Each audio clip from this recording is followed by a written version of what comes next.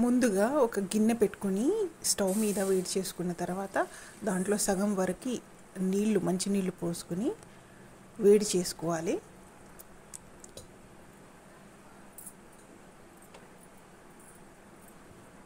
చూడండి, ఇలా ఒక గిన్నెలు తీసుకుని దాంట్లో సగం మంచి నీళ్లు పోసుకుని వేడి చేసుకోవాలి.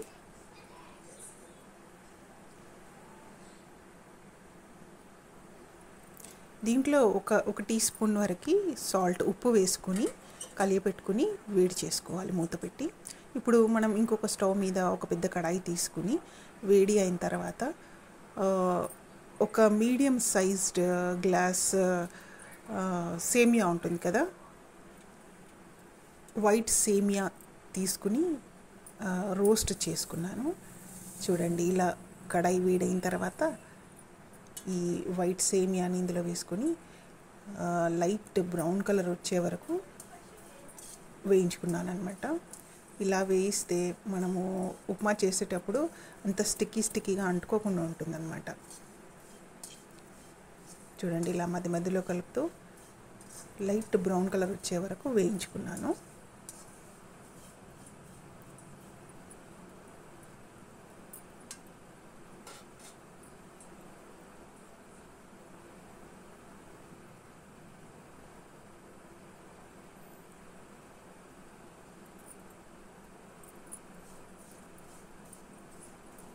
మధ్య మధ్యలో ఇలా కలుపుతున్నాను. లేకపోతే ఇలా మధ్య మధ్యలో కలపకపోతే ఏమవుతుందంటే కింద అడుగు అంటిపోతుంది అనమాట. అంటే కింద ఉన్న సేమియా అనేవి మాడిపోతాయి. కాబట్టి మధ్య మధ్యలో ఇలా కలుపుతూ లైట్ బ్రౌన్ కలర్ వచ్చే వరకు వేయించుకున్నాను.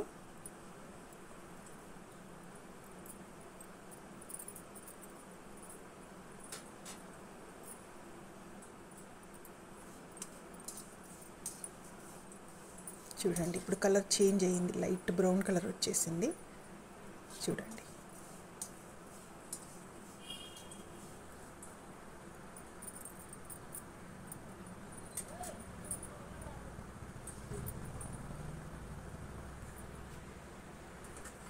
ఇప్పుడు ఈ సేమియాని మనం ఇందాక నీళ్లు మరగబెట్టాం కదా, ఆ నీళ్ళలో వేసేసుకుంటున్నాను.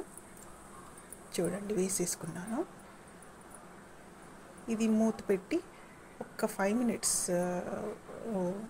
మూత పెట్టేసి పక్కన పెట్టేసుకోవాలి. స్టవ్ ఆఫ్ చేసేసి ఆ వేడికి అదే ఉడికిపోతుంది అనమాట సేమియా మొత్తం. ఇప్పుడు కడాయి మీద ఇంకో స్టవ్ మీద కడాయి పెట్టుకుని కడాయి వేడి అయిన తర్వాత 1 tablespoon ఆయిల్ పోసుకున్నాను అనమాట.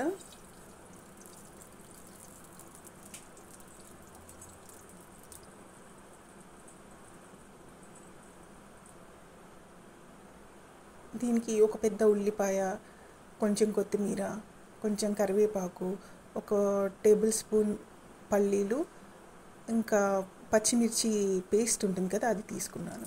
మరి ఫస్ట్ మనం వేసుకోవడానికి ఆవాలు, ఒక 1/2 teaspoon ఆవాలు వేసుకున్నాను అనమాట. తర్వాత పల్లీలు వేసుకుని లైట్గా ఫ్రై చేసుకున్నాను. మనం దీంట్లో శనగపప్పు, మినపప్పు కూడా పోపుకి వాడుకోవచ్చు. అయితే మాకు పల్లీలు అందరూ మా ఇంట్లో ఇష్టపడతారు, నాతో పాటని నేను పల్లీలు వేసుకుంటున్నాను. పల్లీలు ఇలా వేసుకుని లైట్గా ఫ్రై చేసుకుంటున్నాను. ఇప్పుడు నేను ఒక పెద్ద ఉల్లిపాయ కట్ చేసి పెట్టుకున్నాను కదా, అది ఉల్లిపాయ ముక్కలు ఇందులో వేస్తున్నాను అనమాట.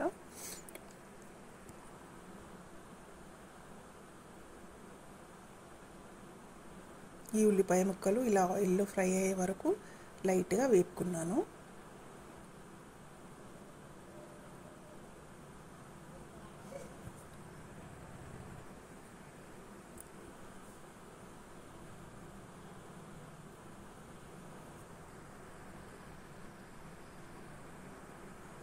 చూడండి, ఇలా లైట్ కలర్ వచ్చింది. ఇప్పుడు 1/2 teaspoon ginger and garlic paste వేసుకుని లైట్గా ఫ్రై చేసుకున్నాను.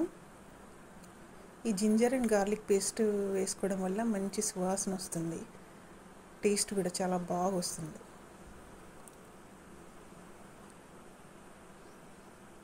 ఇలా ఇప్పుడు మనం కొంచెం కొత్తిమీర, కొంచెం కరివేపాకు వేసుకుని లైట్గా ఫ్రై చేసుకున్నాను.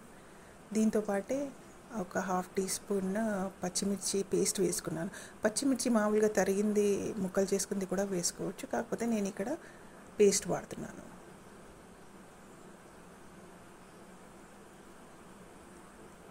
చూడండి ఇలా మొత్తం కలిపేసుకొని లైట్గా ఫ్రై చేసుకోవాలి. ఇలాంటివి ఫ్రై చేసుకున్నాను లైట్గా.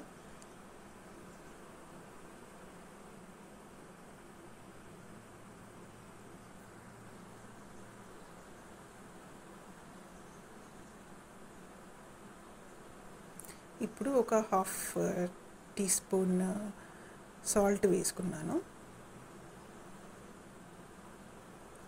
మొత్తం కలియబెట్టుకున్నాను, మొత్తం కలిపేసుకున్నాను అనమాట.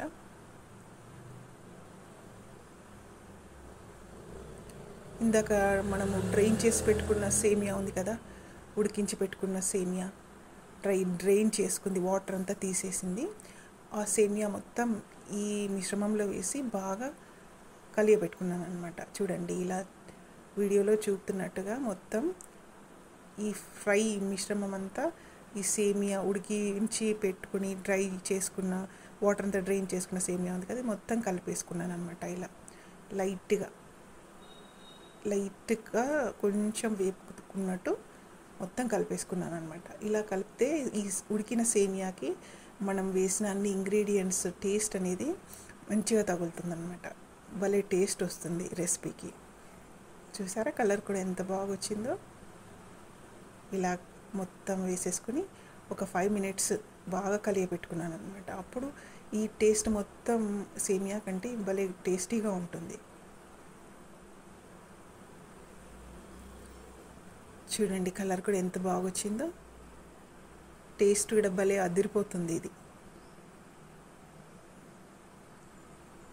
చూడండి మొత్తం ఇలా కలుపుతూ ఒక 5 minutes అలా వేపుకుంటే మన సేమియా రెడీ. ఎంత బాగుంటుందో. కలర్ కూడా చూసారా, కలర్ కానీ టెక్స్చర్ కానీ టేస్ట్ కూడా అదురుతుంది ఇలా చేసుకుంటే. చూసారా ఎంత బాగా వచ్చిందో. మీకు ఈ రెసిపీ కనుక నచ్చితే like, share and subscribe my channel. Thanks for watching.